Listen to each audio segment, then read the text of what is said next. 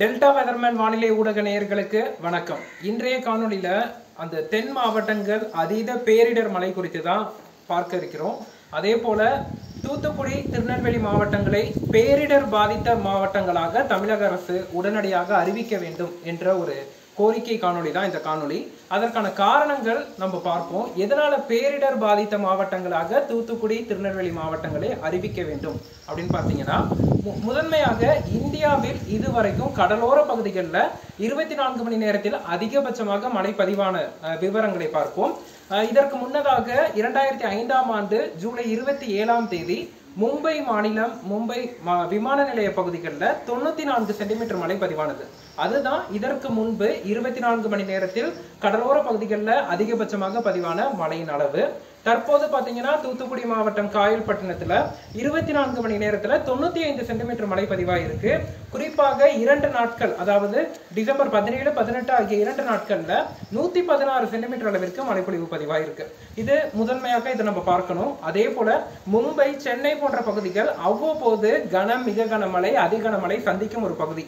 தூத்துக்குடி மாவட்டத்தை பொறுத்த மட்டில் ஒட்டுமொத்தமாக ஆண்டு சராசரியே 63 சென்டிமீட்டர் தான்.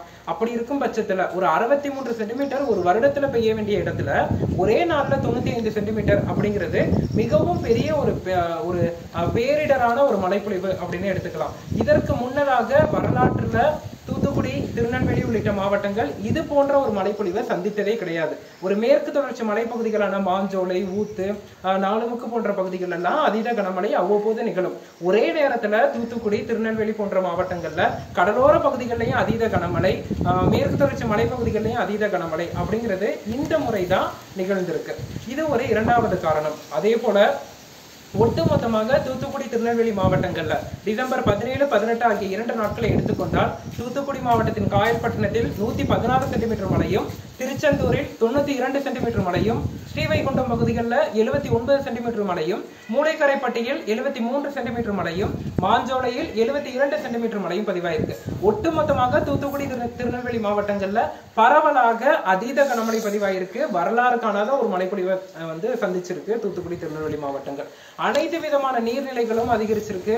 நீர்நிலைகள்ல நீர் அதிகரிச்சிருக்கு. பல இடங்கள்ல உடைப்பு ஏற்பட்டிருக்கு. நமக்கு வரக்கூடிய காணொளிகளை பார்க்கும் பட்சத்துல பல இடங்கள் வெள்ளத்துல மூழ்கி இருப்பதையும் தொடர்ந்து நீர் அதிகரித்து வருவதையும் பார்க்க முடிகிறது.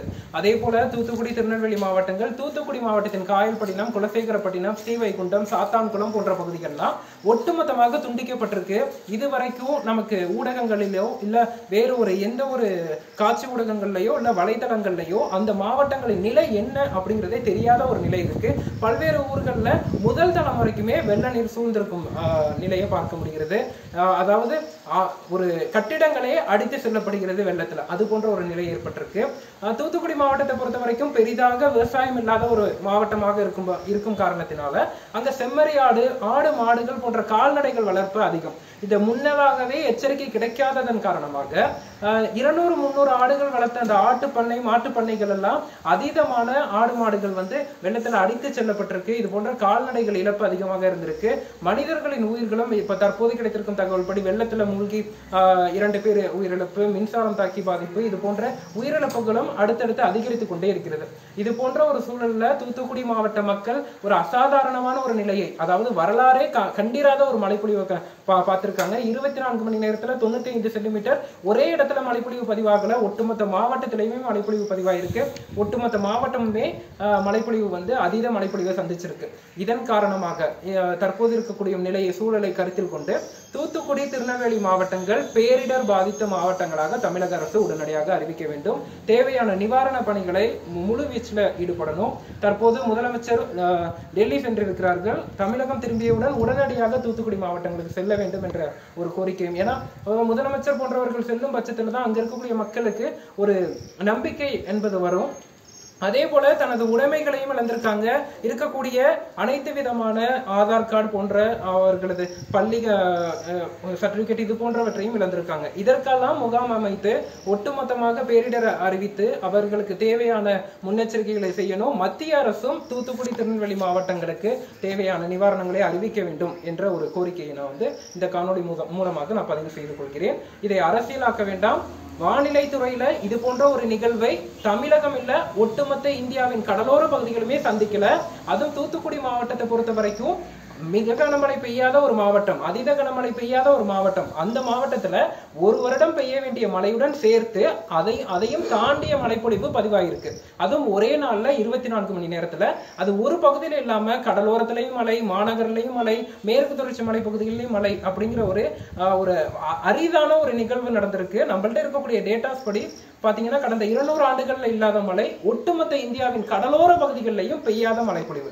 அதன் காரணமாக உடனடியாக மத்திய மாநில அரசு தூத்துக்குடி திருநெல்வேலி மாவட்டங்களை பேரிடர் பாதித்த மாவட்டங்களாக அறிவித்து தகுந்த நிவாரணங்கள் வழங்க வேண்டும். மக்களை முழு வீச்சில் அவர்களின் உறுதித்தன்மை, அவர்கள் நல்ல முறையில பாதுகாக்கப்பட்டார்கள் என்ற ஒரு உறுதித்தன்மை கிடைக்க வேண்டும். அதாவது பாதிக்கப்பட்டுள்ள தொலைத்தொடர்பு துண்டிக்கப்பட்டுள்ள மாவட்டங்களின் நிலை என்ன என்பது குறித்து வெளியில் தெரியணும். அதே போல பிற மாவட்ட மக்களும் தேவையான நிவாரண பணிகள்ல அரசுக்கும் மக்களுக்கும் கைகோர்த்து சேர்ந்து உதவும்படி கேட்டுக்கொள்கிறேன். கஜா போன்ற காலகட்டத்திலெல்லாம் டெல்டா மாவட்டங்களுக்கு அனைத்து மாவட்டங்கள்லேருந்துமே உதவிகள் வந்தது. தற்போதைய நிலையில தூத்துக்குடி திருநெல்வேலி மாவட்ட மக்களுக்கு பிற அனைத்து மாவட்ட மக்களுமே உதவக்கூடிய நிலையில இருக்கும். நம் அனைவருமே நிவாரண பணிகள்ல தமிழக அரசுடன் இணைந்து பணியாற்றணும் அப்படிங்கிறதையும் நான் அனைவருக்கும் கேட்டுக்கொள்கிறேன். நன்றி.